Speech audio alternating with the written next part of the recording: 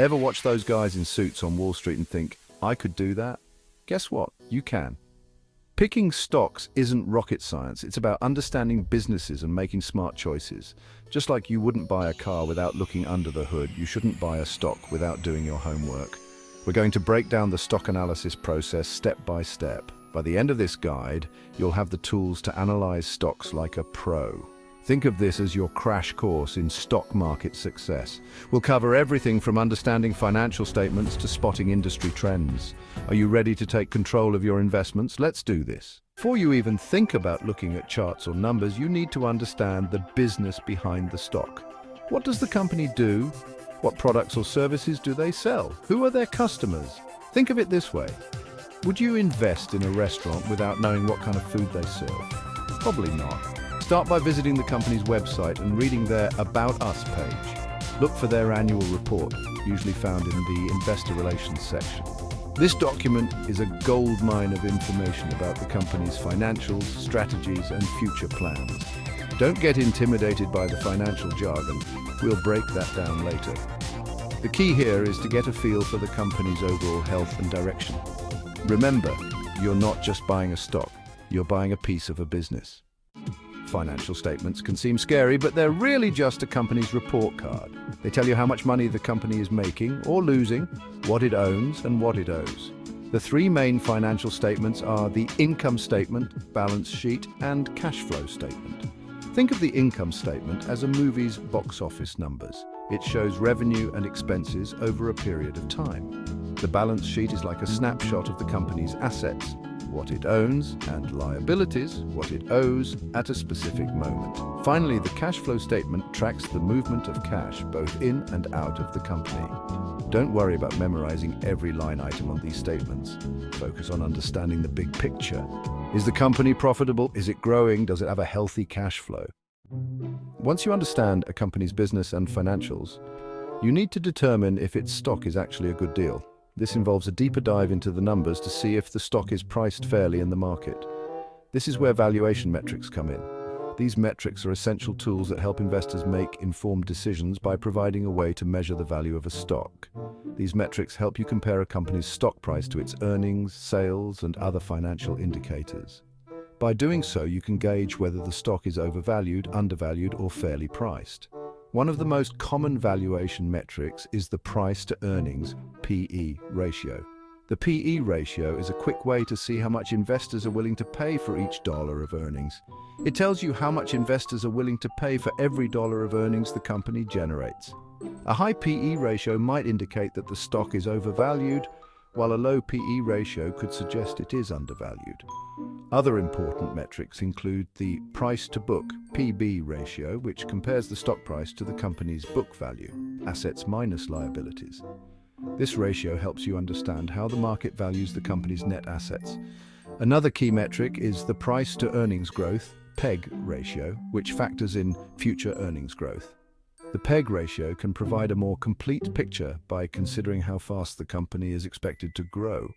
Remember, there's no single magic valuation metric. Each metric has its strengths and weaknesses, and relying on just one can be misleading. It's essential to compare a company's metrics to its historical averages, its industry peers, and the overall market to get a sense of whether it's overvalued or undervalued.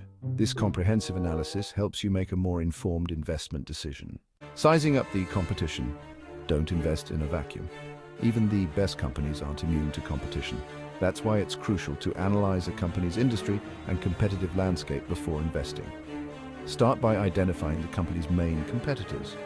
What are their strengths and weaknesses? How do their products or services compare? Next, research industry trends and outlook. Is the industry growing or shrinking? Are there any technological disruptions on the horizon? You can find this information through industry reports, market research firms, and even by reading industry publications.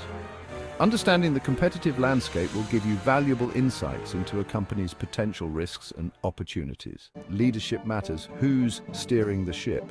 A company is only as good as its leadership team. That's why evaluating management is a critical part of stock analysis. Start by researching the CEO and other key executives. What is their track record? Have they successfully navigated the company through challenging times? Look for leaders with a clear vision, strong execution skills, and a commitment to shareholder value.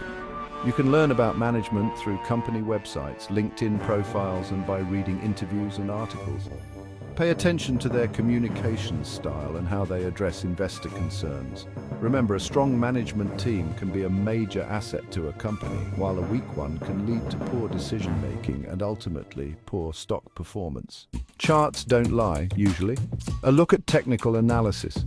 Technical analysis is the art and science of studying past price movements to identify patterns and predict future price action. It involves analyzing historical data such as price and volume to forecast potential market trends.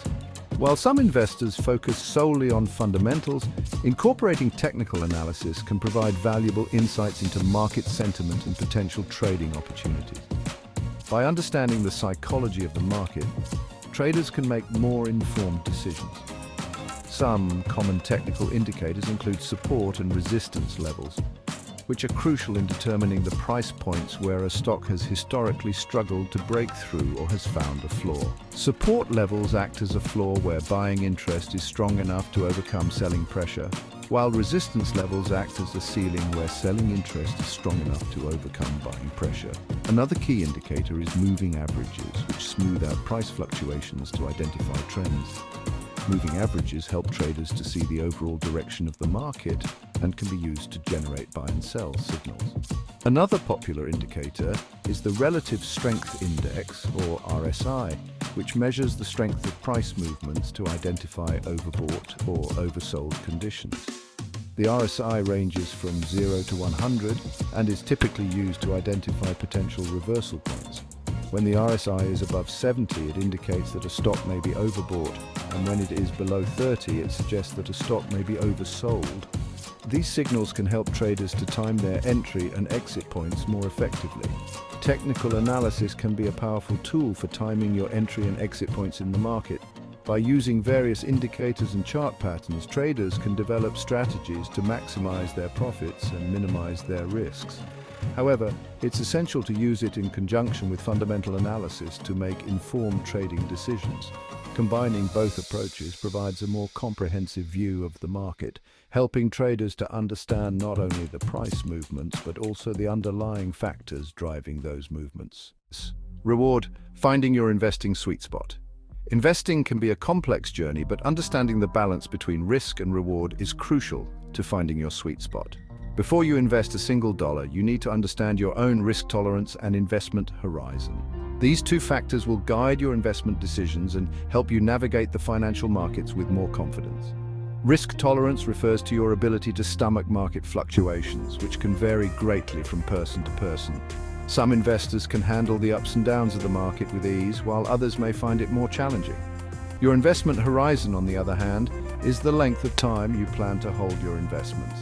This could range from a few months to several decades, depending on your financial goals and life stage. If you're risk-averse and have a short investment horizon, you'll likely want to focus on more established, less volatile companies. These companies, often referred to as blue-chip stocks, tend to offer more stability and consistent returns.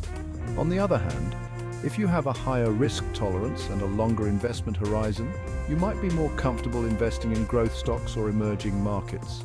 These investments can offer higher returns but come with increased volatility and risk. It's also essential to diversify your portfolio across different asset classes, industries, and geographies to mitigate risk. Diversification helps spread your risk and can protect your investments from market downturns in any single sector. Remember, investing always involves some level of risk.